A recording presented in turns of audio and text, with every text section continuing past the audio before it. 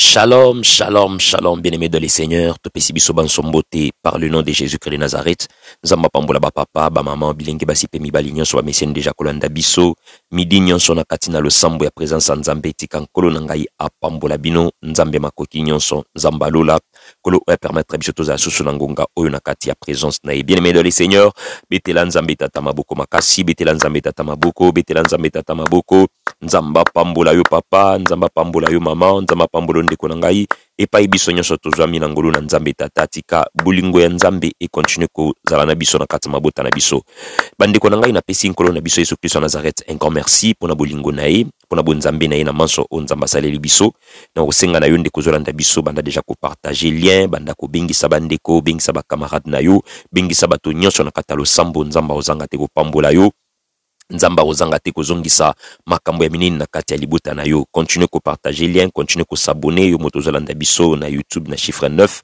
Nzambe apambola yo, nzambe apambola mabota nyonso. Bien-aimé dans le Seigneur, tolingaki to kumisa nzambe, tolingaki to pambola nzambe na biso, to banda ko tombola nzambe ko pesa merci pona après-midi ya lelo na kati ya programme kitoko nzamba pesi biso dans sa présence. Tolingaki to pambola nzambe, to tombola nzambe na biso, to banda ko kumisa parce que azali nzambe malamu, nzambe makoki nyonso.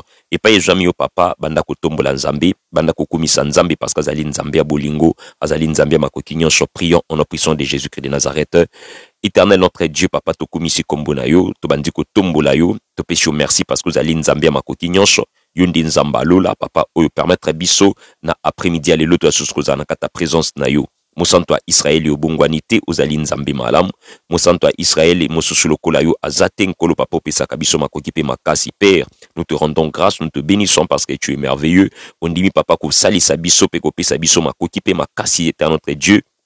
Ya komona mokona lelo totomboli kombo na yo, to bandi ko pesa yo merci, yo nzamba makoki nyonso. Tika biso nyonso éternel notre Père, to pusani pa na yo, to tombola kombo na yo, to kumisa yo. Yahweh nzamba makoki nyonso éternel notre Dieu, mosusu lokola yo azate. Voilà la raison pour laquelle Seigneur Dieu de gloire, to bandi ko kabangonga oyo pa na yo, nzambi zala na biso, mimonisa na kat na biso, kembo pengolo na yo, et banda ko tambola na biso. Éternel notre Père, to mikabi mobimba na biso pa na yo, to sengi présence na yo, to sengi gloire na yo ko accompagner biso du début jusqu'à la fin. Semaine o mobimba na kata maboko na yo, na kombo na Yesu Kristo Nazareth, oyazali nzamba lola, nzamba makoki nyonso, de to bondeli biso banso lokola moto moko to lobi amen mbala misato. Amen, amen, amen. Voilà, bien-aimés dans les seigneurs, Nzambe apambola bino, je suis votre humble frère, l'évangéliste Emmanuel Kisema, na micro ya après-midi na lelo, pendant que mama bota nyonso na kati na présence ya Nzambe. Bien-aimés dans les seigneurs, comme nous l'avons indiqué, que semaine oyezali semaine moko de prière ya makasi pona ko permettre biso to kende malembe kino na suka ya mbula. Nzambe apambola biso, Nzambe azala na biso. Bien-aimés dans les seigneurs, na kati ya losambo na biso ya lelo, to ko partager biso thème moko monene na grâce à Nzambe et pai oyo Nzambe akolobela biso na mikolo mwa mingi na ngolu na etata. Ezali pourquoi dormez-vous? Pona nini bozali kolala? Pourquoi dormez-vous? Bien-aimés dans les seigneurs, ce qui te l'a dit, thème oyo malamu to komona na kati quelque part, ezali lokola regret, d'autre part ezali constat oyo moto azali kosala. Moto ngo ezali nani? Ezali Nzambe, ezali Yesu Kristo Nazareth, azali kosala constat par rapport na oyo ya kanisaki, na oyo ye amoni na présence na ye. Pourquoi dormez-vous? Nzambaza kotala bomo ina yo, nzambaza kotala bomo inanga, nzambaza kotala bomo ya ba famille na biso, et Dieu constate que toza na kati ya pongi toza kolala. Alors que ce qui tokei na kati ya dictionnaire ya ba français, bazali koloba na biso que pongi ezali nini? Balobi dormir, c'est reposer dans un état inconscient de sommeil. Ezali lolenge yako pema. Kasi na kati ya état où ezali inconscience, état où moto azali koyeba lisusu eloko moko te, pe ezali état ya pongi. Bien-aimés dans les seigneurs, Jésus-Christ a fait ses remarques abandi kotala bomoi na bato oyo epai atiaki motema, epai oyo azelaki kozwa résultat moko escompté, epai oyo akanisaki kozwa makambo ya malamu, mais aye kosala constat ke bato oyo bazali ya kolala bongo lisolo oyo euti wapi. Lisolo tozwi yango na kati na Bible na mukanda na Luc chapitre 22. Bien-aimés dans les seigneurs, kuna bakoye kolisa biso. Mais laissez-moi un peu vous dire que, bien-aimés dans les seigneurs, nous devrons toujours être éveillés na kata bomoi na biso. Parce que la Bible veut nous faire savoir, la Bible nous montre que nous avons un défi à relever. Nous avons un combat à gagner. Nous avons des prix à remporter. Nous avons beaucoup de choses. Mais dans quel état tu gagner combat? Dans quel état tu remporter les prix? Dans quel état tu faire la grande chose? Non, bien aimé dans le Seigneur, tu salangote tout en étant endormi. Tu salango lorsque tu allais réveiller, lorsque tu allais kotala, lorsque tu allais en activité. Mais nous allons vite comprendre que ma vie a battu belé, misala battu belé, ma vie des prières, ma vie chrétienne a battu mingi ezali akulala. C'est ainsi que midi nyonso nzamba kokoti sabiso na kata balo sambo oyo plus pour que vie chrétienne na biso ezala beaucoup plus ya kotelema, ezala bato tozali éveillé. Pourquoi? Parce que devant nous il y a un grand défi. Devant nous, il y a un grand combat. Tous les Bibles nabi sona mukanda na Luc chapitre 22. Tokoza à partir ya verset na yango 39. Tokokita mamoke tinase ezali verset oyepa in tokovanda. Écoutez ce que la Bible dit. Après être sorti, il alla selon sa coutume à la montagne des Oliviers. Ses disciples les suivirent. Lorsqu'ils furent arrivés dans ces lieux, il leur dit: priez afin que vous ne tombiez pas en tentation. Puis il s'éloigna d'eux à la distance d'un jet d'un pierre. Et s'étant mis à genoux, il pria, disant: Père, si tu voulais éloigner de moi cette coupe, toutefois que ma volonté ne s'efface pas, mais la sienne. Alors un ange lui apparut du ciel pour le fortifier. Étant en agonie, il pria plus instamment, et sa sueur devint comme des grumeaux de sang qui tombaient à terre.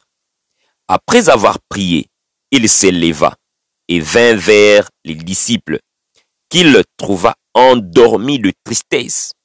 Il leur dit: pourquoi dormez-vous? Levez-vous et priez afin que vous ne tombiez pas en tentation.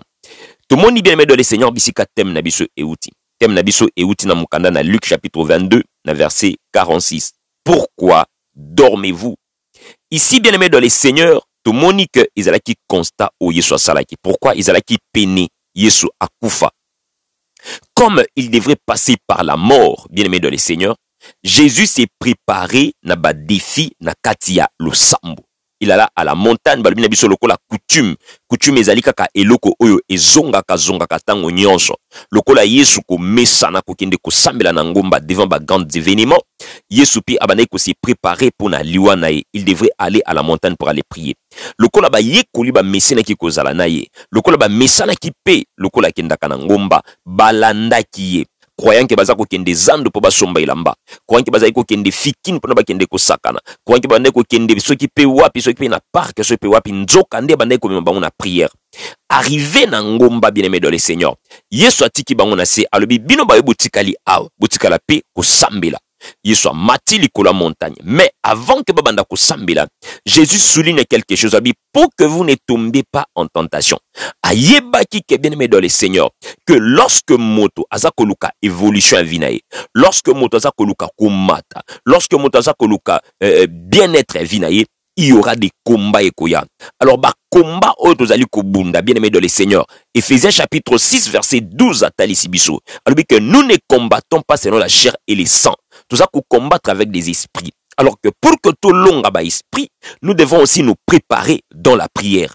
Nous devons aussi nous préparer na kata lo sambo. Pourquoi? Parce que bitumba otoza kobunda ezali bitumba molimo. Mais bibundeli oyo nzamba pesibiso. Ezali bibundeli oyo ezali charnelté dit la Bible, mais elles sont puissantes par la vertu du Saint-Esprit. Mais eko komana efficacité kaka soki moto azali ko aiguiser minduki na ye na kati ya losambo. Lorsque tu es en train d'affûter minduki no na kata losambo, yeba ke prière na ope ekokoma makasi, bibunde no ekokoma makasi. Mais aussi longtemps que, bien aimé dans le Seigneur, oko yeba te comment okoki ko bongisa bibundeli na yo na kati ya losambo, bitumba nyonso oyo ko bunda, bien aimé dans le Seigneur, okosuki sango kaka na nzoto. Pourquoi? Parce que tu verras des choses à la manière des hommes. Tu verras des choses na manière à bateau. Bien aimé dans le Seigneur, pour na ba disciple, un roi na ezalaki impressionnante, ne produisait que sur eux d'autres effets que ezalaki kolala na kati ya tristesse. Pourquoi bazali kolala na kati ya tristesse? Parce que pour na bango, makanisi na bango ezalaki teke Yesu amemaki bango na montagne. Bazalaki na calcul mosusu. Mais alors que le maître traversait des angoisses de la mort, Yesu bande ko traverser ba angoisse, ba persécution à lui. Il sentait déjà que la mort venait. Il sentait déjà qu'il y a des grands défis libosonanga. Bien aimé dans le Seigneur, un homme qui marche avec la vision, azali moto oyo akoyeba qu'est-ce qui arrive libosona yo. Yangona papa maman zolandanga ililu na ko senga yo ozala plus un homme spirituel, une femme spirituelle, nabisika ozala un homme naturel, un homme ordinaire. Passe d'un homme ordinaire à un homme extraordinaire. Passe d'un homme naturel à un homme surnaturel. Pona okoka kolonga ba grand défi aux ali liboso na yo. Comment tu peux passer d'un homme ordinaire à un homme extraordinaire? Seulement lorsque tu restes en contact avec Dieu. Bien-aimé dans le Seigneur, la prière nous met en contact avec Dieu. La prière nous ouvre le porte du surnaturel. La prière nous permet de vaincre les combats spirituels. La prière nous donne la force devant la mer. La prière nous donne la force devant les maladies. La prière nous donne la force devant les esprits. La prière nous met en position d'un Dieu. La Bible nous dit ceci: vous êtes des dieux, mais vous mourrez comme des hommes. Pourquoi? Parce que Batolilo Bazana nous approfondit na katia pongi. Ici, bien aimé dans le Seigneur, nous allons comprendre que Jésus a fait un remarque, à sali constat, que de l'autre côté, il était en train de prier, mais awa aye abandi kukuta bato azali ya kolala. Pongi esalakani. Pongi etiaka moto na katia eta ya inconscience. Yaya bato ebele bazala bakonzi, mais na kata pongi abosa na kaza mokonzi. Abandi ko ronfler. Na kata pongi moto okiko kweya, na se a pongi moto okiko loba n'importe quoi, na se a pongi moto abosa na kaba grade, abosa na kama kambonaye. Jésus ne voulait pas que lorsque tentation ekoya, écoute bato na se a pongi, babosa na oyo bango bazali. Mon frère, ma soeur, lelo nazo ebisa yo ba vie ya bato ebele ekota na kata pongi, ba vie spirituelle bato ebele ekota na kata pongi, bato ebele baza ya kolala sur le plan spirituel. Ce qui fait que bien aimé dans le Seigneur, lorsque Satan azakoya azokuta mangomba ebele za ya kolala, azokuta ba famille ebele za ya kolala, azokuta bato ebele baza ya kolala, azokuta ba vie chrétienne ebele za ya kolala, azokuta misala ya bato zali ya kolala. Lorsque yazako kota, il agit simplement sans que moto monaye, sans que moto a remarqué qu'il était là.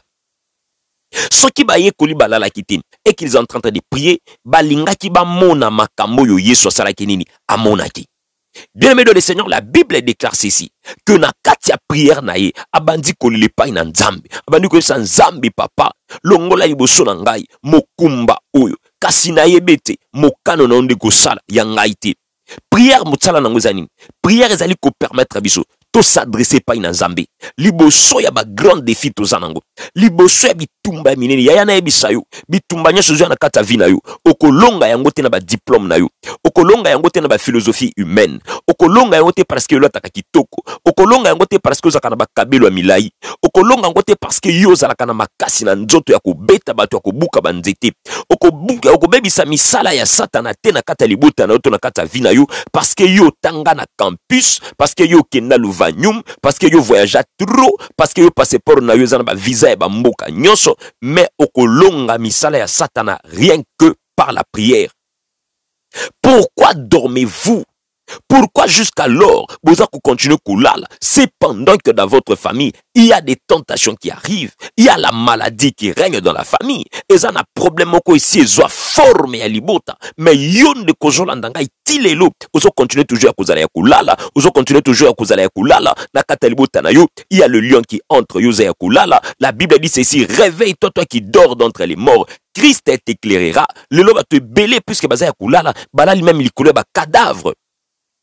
Pongi et ça là en sorte que baza ko benga Samuel na bisika ayoka ke mongongo ezali ya Nzambe mais ayoka ngo mongongo ya Eli. Yaya pongi chaka bato na kata confusion.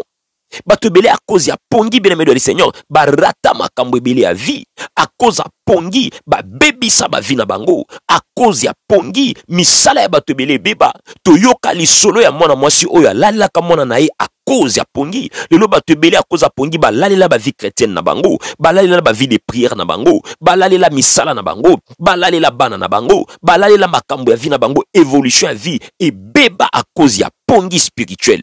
Baninga bazo gêné yoza ya kulala, baninga bazo sambela yoza ya kulala, baninga bazo likelonga nzambe yoza ya kulala, baninga baza ko organiser ba campagne yoza ya kulala, baninga baza ko organiser ba séminaire yoza ya kulala. Pongi awa nangi kolobela ezali ndengeni, ezali pongi ya komata na mbeto kulala te, c'est la distraction spirituelle.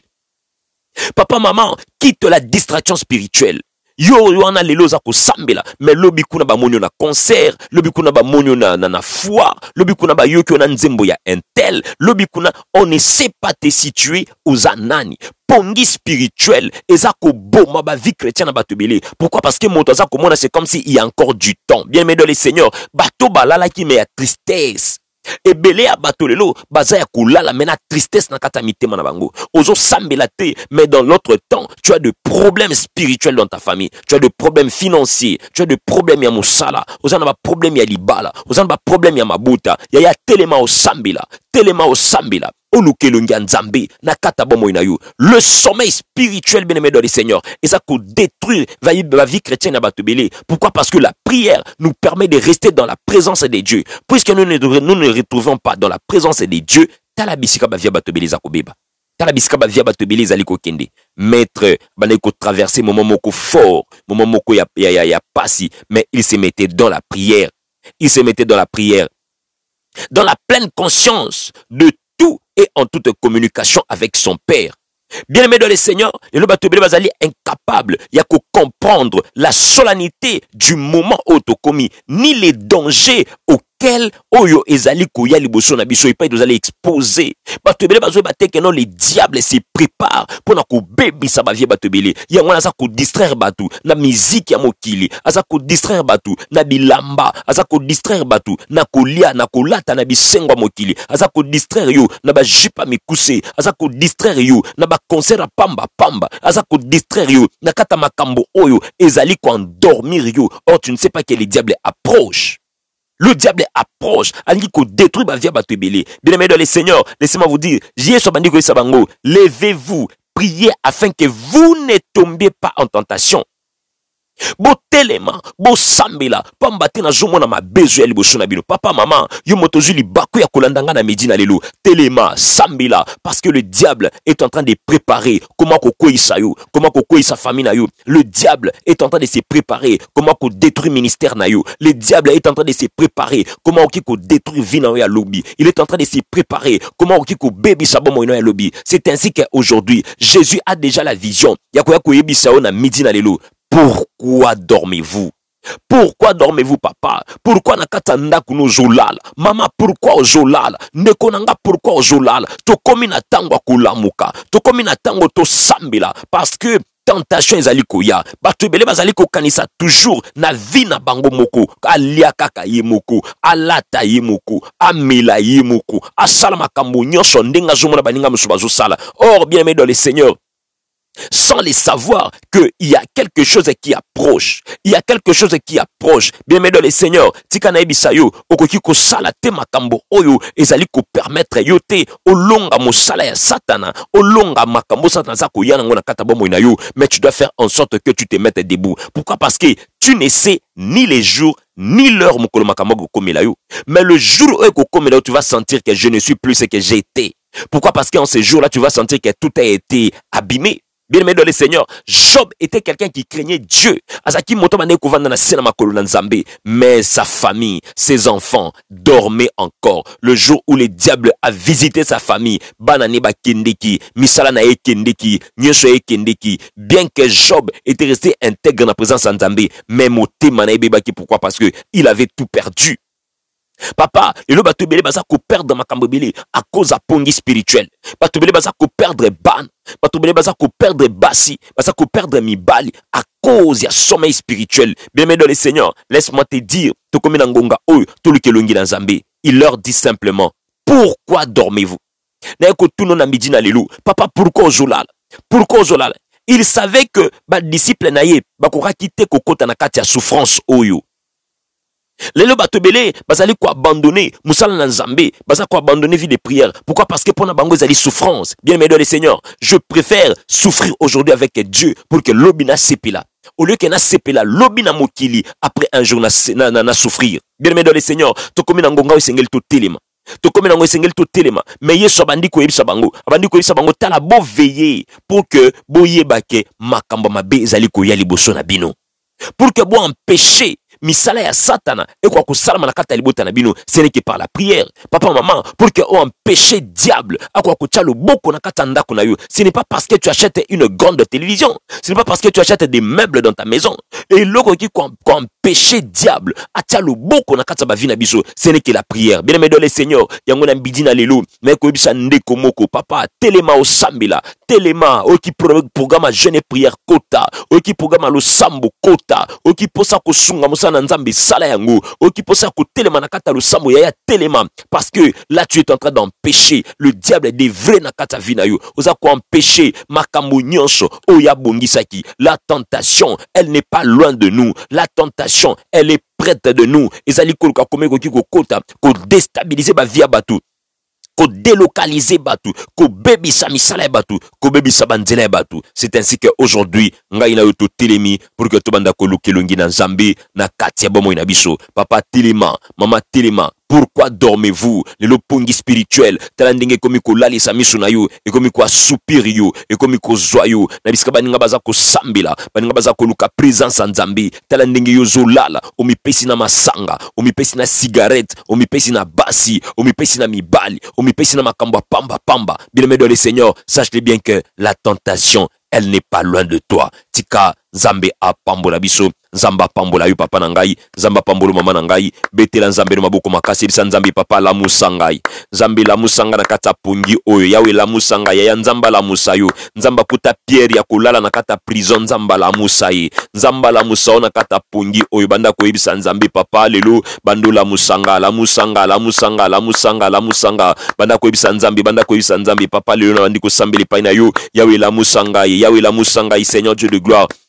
Après avoir koyoka mateya oyo Nzambe papa la musangai, après avoir koyoka makambo papa oyibisingai, Seigneur réveille-moi, réveille-moi, réveille-moi. Nzambe papa na lingina lamuka Seigneur Dieu de gloire. À travers prière ya après-midi na lelo, Nzambe vinanga lamuka, vie de prière nanga lamuka. Oh vinanga adoration lamuka, vinanga ya louange lamuka, vinanga ya kokumisa Nzambe lamuka, papa la musangai, Seigneur Dieu de gloire, bandiko sambele paina yo, bandiko sambele paina yo, bandiko sambele paina yo. Oh Nzamba makoki nyonso papa na après-midi na lelo nazana posa na longa, nazana posa na sala ba grande chose, mais pongi spirituel Nzambe latanga moyena fungwa mezati, moyena kende musike zati na eta ya kulala, nazana eta ya inconscience. Oh ramashinda baba, alléluia. Nzamba makoki nyonso papa na bandi ko prier pa na yo ya bando sambeli pa na Nzambe, bando ebisa Nzambe Seigneur Dieu de gloire. Papa na après-midi na lelo yawe la musanga nengo la musaki Pierre, papa la musa pinga ndengo la musaki bato na kati ya Bible, Nzambe bando la musanga papa bando sambeli pa na Nzambe, nazo motiver yo sambeli pa na Nzambe, bisike zomi yo bando sambeli pa na Nzambe,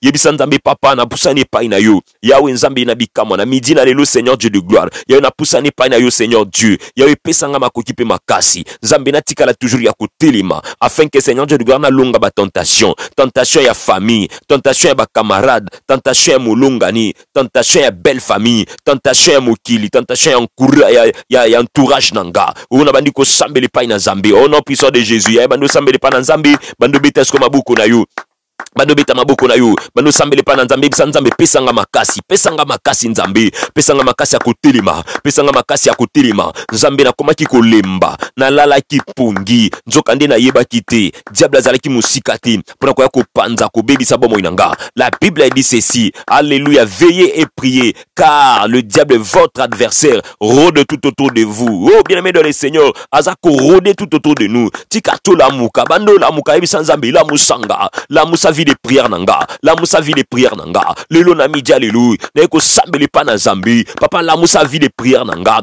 la musa vie chrétienne nanga, la musa vie nanga ya ba jeune, oyo nzambi lalaki, la musa vie nanga ya ba prière na ko sambela tongo midi pourquoi, Yahweh elali ya cause ya vie ya péché, elali ya cause ya vie ya kolula, elali ya cause ya vie ya kolemba, nzambi na tamboli tro na mokili na lembi, et papa yango esali ke Seigneur Dieu de gloire, vie chrétienne nanga ilala, lelo nzambi la musanga, nazana posana longa, mais vie chrétienne nanga ezaki ya kolala, ezaki ya kolala, nzamba la musayo papa, nzamba la musayo mama, bando yebisa nzambi, la musanga, la musanga, la musanga, pona banda kolonga, la musanga, bitumbele ki monene nzambi, liboso nanga, papa la musanga, yebisa nzamba la musayo papa, yebisa nzamba la musayo mama, tokomi na ngonga oto la muka, tokomi na ngonga to la muka, papa la muka, la muka, la muka, bando la muka, yebisa nzambi la musanga, Zaye Seigneur Dieu, réveille-moi, réveille-moi, réveille-moi. Yahweh la musa vie de prière nanga, la musa vie de prière nanga, la musa vie nanga ya kutanga Bible, vie nanga adoration ila muka, vie nanga ya louange ila muka, vie nanga ya koluka nzambi, papa na ingina la muka Seigneur, bitumba molimo babunda ango te ya kulala, me babunda ango ya kutelema, Seigneur la musanga, pamba te nazana ba défi liboso nanga, nazana ba prix à remporter, et nzambe nazana ba coupe à kugagner, na kombo na Yesu Masia, me na nzela ya kulala papa na kukukango te, lilo na la muka, afin que ba tentation ekomilanga te, afin que bitumba famille ekutanga ya kulamuka, bitumba ya libala ekuta yo ya kulamuka, bitumba musala ekuta ya kulamuka, bitumba nyonso ya kokutoza ya kulamuka, banda koyisa nzambe Seigneur Dieu, lelo nga na telemi, na kata bitumba ya vie, na telemi, na kata bitumba famille, yawe na telemi, soki lobi nazaki ya kulala, lelo na telemi, yebisa nzambe, papa na telemi, papa na telemi, papa na telemi, papa na telemi, e na midi na lelo, nzambe zo telemi sanga, simbanga na loboko Yesu, nzambe la musanga, nzambe la musanga, banda koyebisa nzamba la musayo, banda koyebisa nzamba la musayo, banda koyebisa nzamba la musayo, papa la muka, mama la muka, ndeko nanga la muka, bando la muka, e raba shinda mana senta baba baba, reba sheka mana senta mana shinda ba, rebo sheka bara santa mana shinda baba, yaya la muka, la muka, la muka, la muka, bando sambeli pana zambi, bando sambeli pana zambi, bando sambeli pana zambi, bando sambeli pana zambi, bando sambeli pana zambi, bando sambeli pana zambi, ya beta mabuku, papa sambeli pana zambi, yebisa nzamba peso makasi, bando telema, yebisa nzambe eloko nyonso ilali sakanga, ba somnifere nyonso ba pesakanga, ba kisi nyonso makasi ba pesanga, pona kulalisanga, pona kulalisa vie chrétienne nanga, papa lelo na zola muka, papa lelo na zola muka, papa lelo na zola muka, e nzamba makoki nyonso, pesanga makasi Seigneur Dieu, na lamuka Yesu, na lamuka nzamba makoki nyonso, papa bando sambeli pana zambi, bando sambeli pana zambi, bando sambeli pana zambi, bien-aimé dans le Seigneur, ezana ba souci, ezolali sabatu, ezana ba tristesse, ezolali sabatu, ezana ba problème belé, ezolali sabatu, yebisa nzambe, eloko nyonso, oyo batiana kata vina biso, pour que lali sakabiso,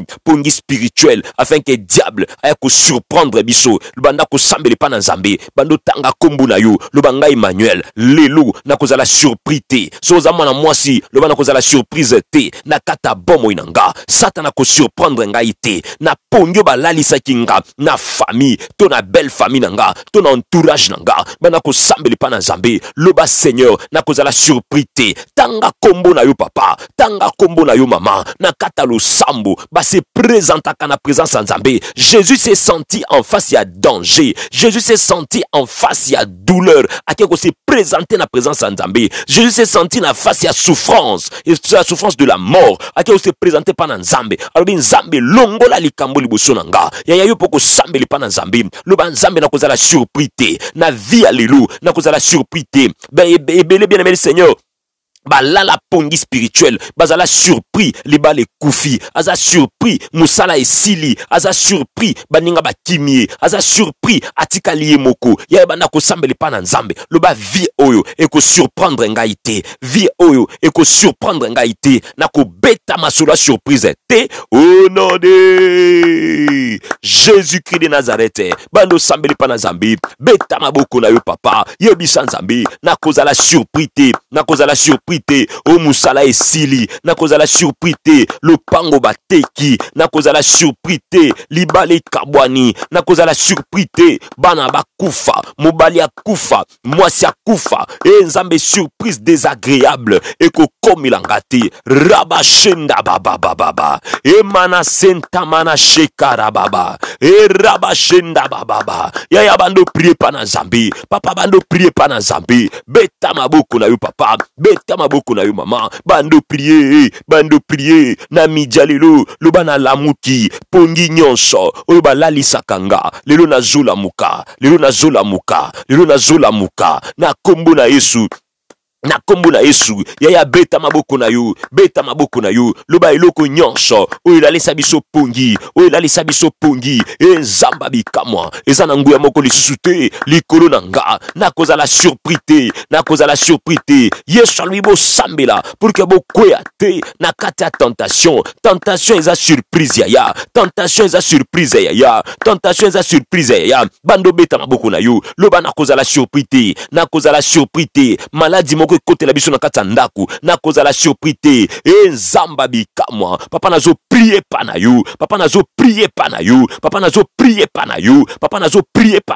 lelo lobi te lelo nzamba bikamwa likambo eza ya lelo papa nazo sambele pa na yo surprise moko te oyo diable apreparaki na fin ya ane oyo nzambe ekomilanga surprise moko te diable apreparaki na katikati ya mwa oyo afin que komilanga surprise moko te oyo ba preparaki nzambe na katikata semaine oyo ekokoma te la Bible dit ceci 1000 flèches tomberont à ta gauche 10 000 à ta droite tu ne seras pas atteint ya banda ko sambeli pa na nzambe lobanga Emmanuel nakozala atteint na ba flèche na bango ekozwanga te la Bible dit ceci 1000 tomberont à ta gauche 10 000 à ta droite tu ne seras pas atteint banda ko sambeli pa na nzambe lobana kozala atteint ekozwanga te ba flèche ya kindoki ba flèche ya butu ba flèche ya moi ya maloba na mabe ya makanisi ya mabe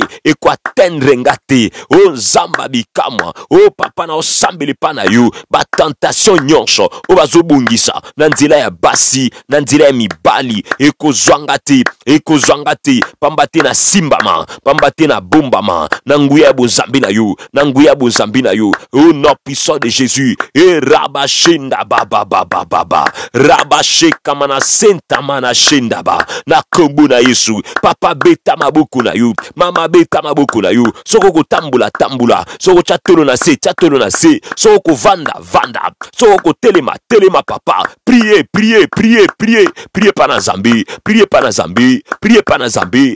na Nzambe tokomi na ngonga kosambela papa tokomi na ngonga kosambela lamuka na pongi ndeko na nga lamuka na pongi papa na nga tentation eza mosika te bato ebele bazala surpris tentation yela bango na kata famille ekoti eliela bango papa eliela bango mama eliela bango ndeko na nga yaya banda kobisa nzambe papa na longo na kata distraction nalingi na tombola kaka kombo na yo yaya banda kosambela pa na nzambe loba nzambe namona kombo na yo na kata ndako na nga papa namona kombo na yo namona bonzambi na yo na kata bomo inanga papa je vais te voir Jésus je vais te voir na kombo na Yesu rabashenda baba rabasheka mana senta mana reboshenda mana senta baba rabababa rebasheka mana senta mana rebasheka baba ya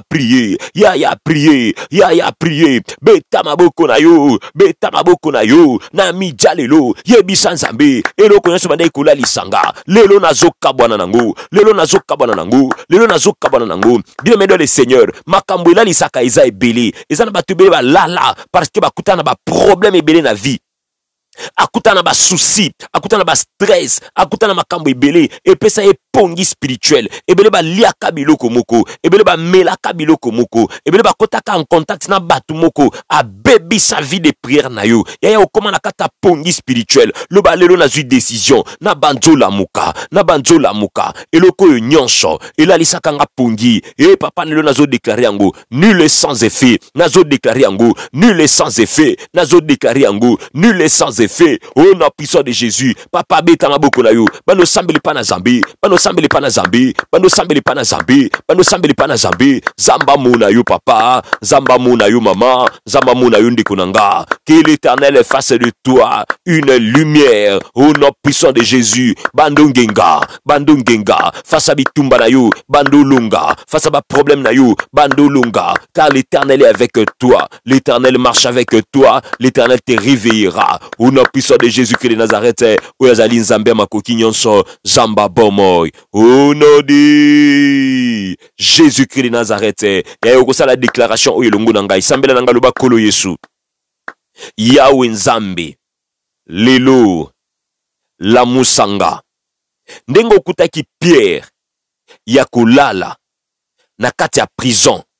La musanga. Olamusaki Pierre. Otalisaki ye. Biloko na nyonso. O ezalaki na kata prison. Moto eza ya kolala. Akomona biloko balongola ete. Mais moto ya lamuki. Ako retrouver yango.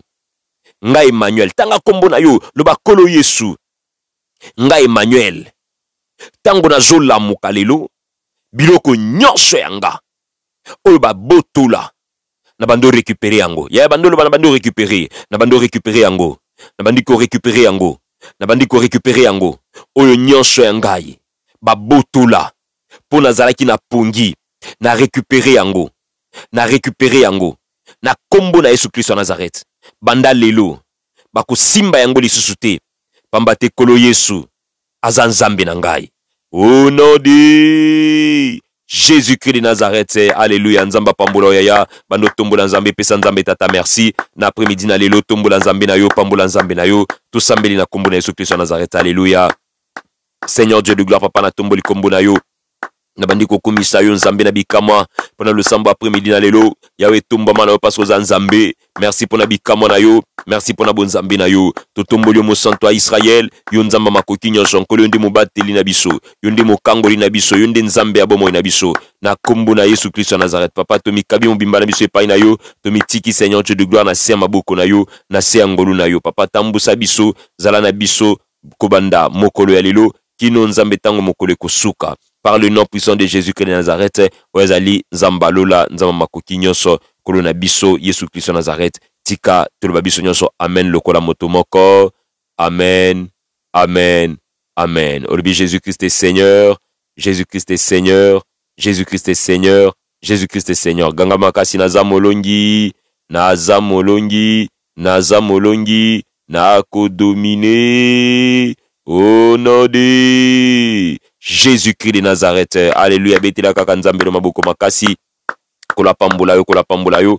Merci bien aimé de les Seigneur pour la présence na yo na kat na biso. Merci pour la présence à bande ko nyonso nzamba pambola biso. Tokutani biso banso na lo sambo na biso à 22h. Nzambe apambola biso. Kimia nzambe na kati ya mabota na biso. Merci et mon Dieu vous bénisse. Amen.